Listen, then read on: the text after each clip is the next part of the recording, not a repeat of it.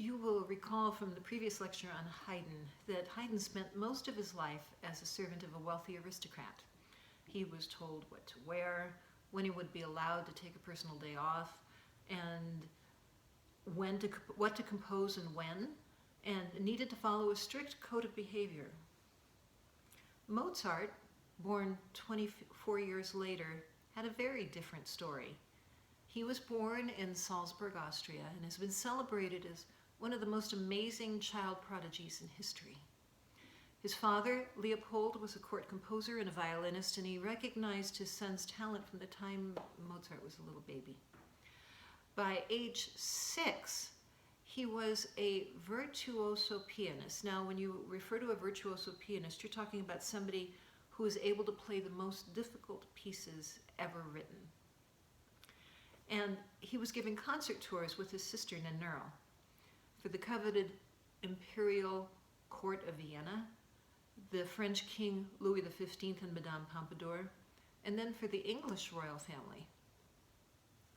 His performances when he was that little included not only prepared works, but he could also sight read very difficult concertos, and he could improvise fugues on the spot, as well as variations and other works on demand.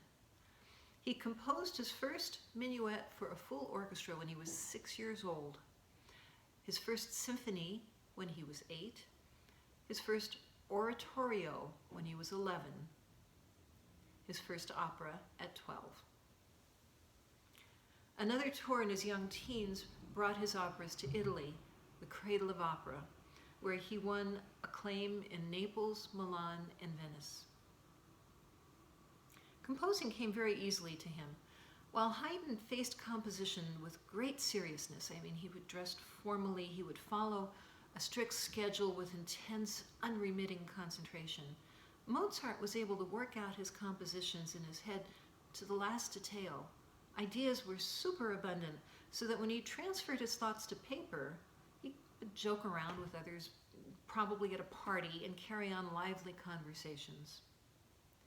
The problem with such a celebrated child star is that he grows up completely used to being adored by royalty and, as a result, being treated like aristocracy. But then child fame fades when the child grows up.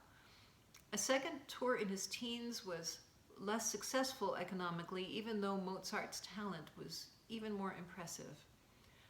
With his unusual childhood, he grew up to be socially inept, annoying, actually. If you've seen the movie Amadeus, you've seen his insolent, inappropriate behavior and heard his nerve-grating laugh, driving other members of the court to despair.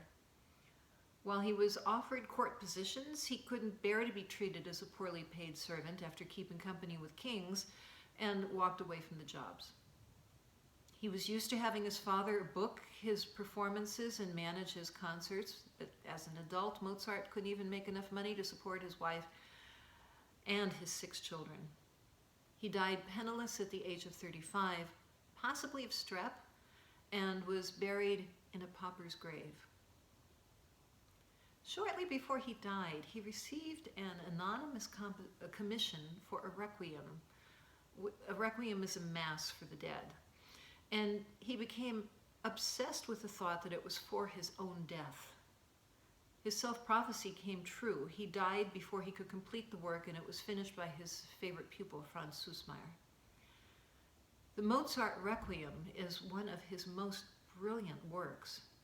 Now, remember that the Mass is a multi-movement work reflecting the parts of the Catholic service, and the Requiem has the same requisite parts.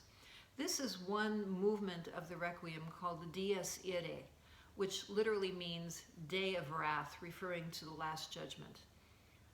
You do have this in your ebook in the section on Mozart. Here is a video to give you the feel of a live performance of this work.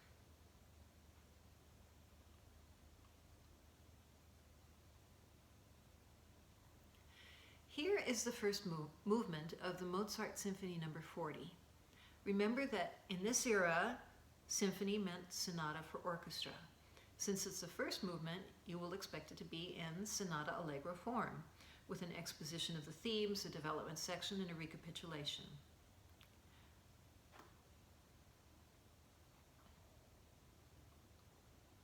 Now here is an example of a sonata allegro form when used in a concerto, which is a sonata for soloist with orchestra.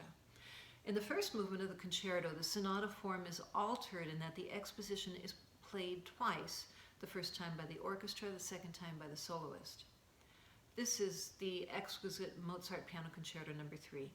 We will be sure to follow this by listening to the one in your ebook that has the listening guide, and guide yourself through both expositions followed by the development section that fragments the themes and tosses them back and forth between the piano and the orchestra.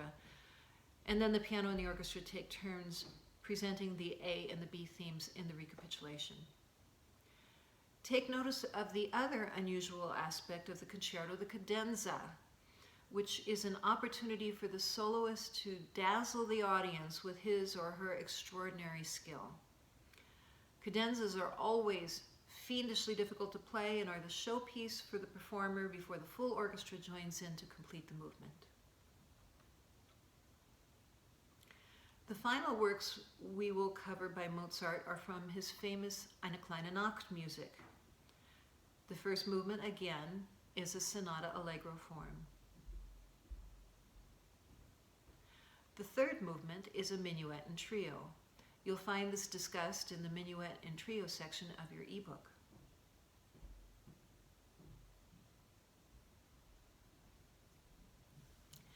Something to remember when attending concerts is that a multi-movement is meant to be performed as a musical journey. So audiences are not supposed to applaud between the movements. They don't applaud until the final movement is over. If you are unsure when to applaud, just wait for the musicians to stand up to bow. This convention of not applauding between movements, though, also applies, while it also applies to cantatas and oratorios, it does not apply to opera.